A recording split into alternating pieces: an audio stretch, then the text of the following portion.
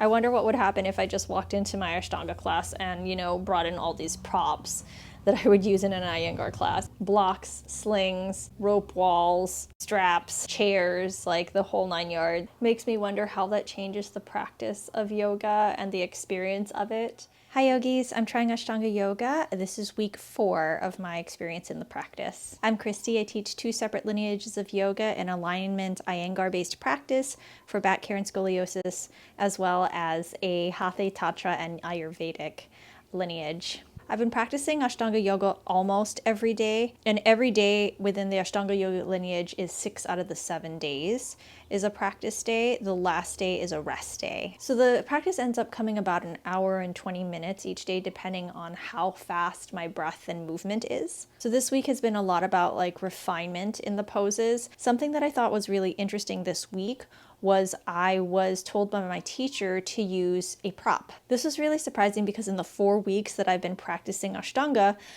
a prop has never been recommended for me to use. In fact, most of the time that I've seen people practicing around me as well as within my own practice, it's literally only been keep practicing and, eventually you'll get it sort of vibe. And of course, you do have the instructors who will come around and give you adjustments to help you be able to navigate some of these.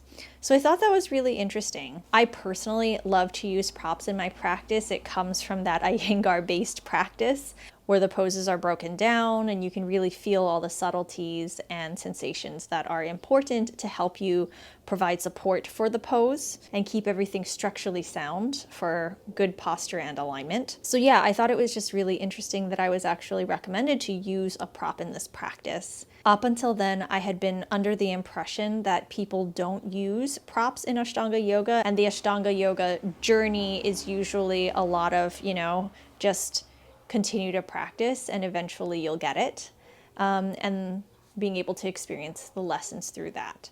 So I thought it was really interesting that my teachers told me to use a towel to help me get a bind. In an Iyengar class or the Iyengar-based alignment classes that I've been teaching, you use a lot of props to be able to feel the subtleties of the poses. And it's not only to help you get deeper in the postures or to make them easier or more challenging. The props help you experience different aspects of a practice. Within the practice of Ashtanga, in the context of the classroom, I haven't been using any props to help me get into the postures, with the exception of the ones that have been recommended to me.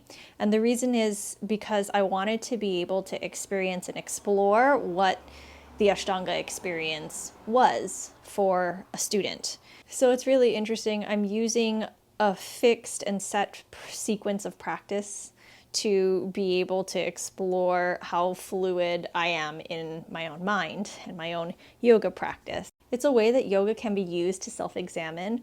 Obviously, with a set sequence, things are not changing in such a drastic way where, there's necessarily novelty that you're experiencing very frequently. So with the help of a set sequence, it's really interesting to be able to look at what happens on the screen of your mind, because whatever you bring into the practice is going to be reflected back during the practice. So I find that aspect of the Ashtanga practice really interesting. With a set sequence, you're able to hear the tone and quality of your thoughts.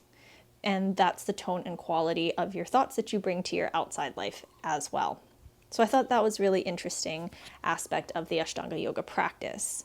This is in contrast to say an Iyengar practice, which will change depending on the teacher and what class they want to teach. It changes depending, it changes in a vinyasa class, which is usually different every time you come as well.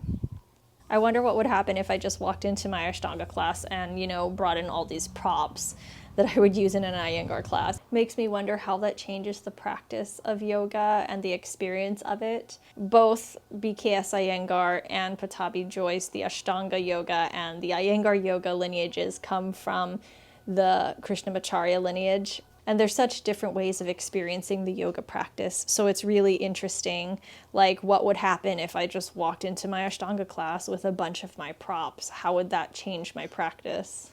And I feel like that answer is very different for each person because of the karma that they were endowed with. That's week 4 of today's class. If you're interested in exploring bandhas to be able to explore and experience a different aspect of yoga postures, as well as be able to support your practice to keep it safe, check out my video, Feeling the Bandhas for Surya Namaskar, and the extended version on my Patreon. Thanks so much for watching. Bye.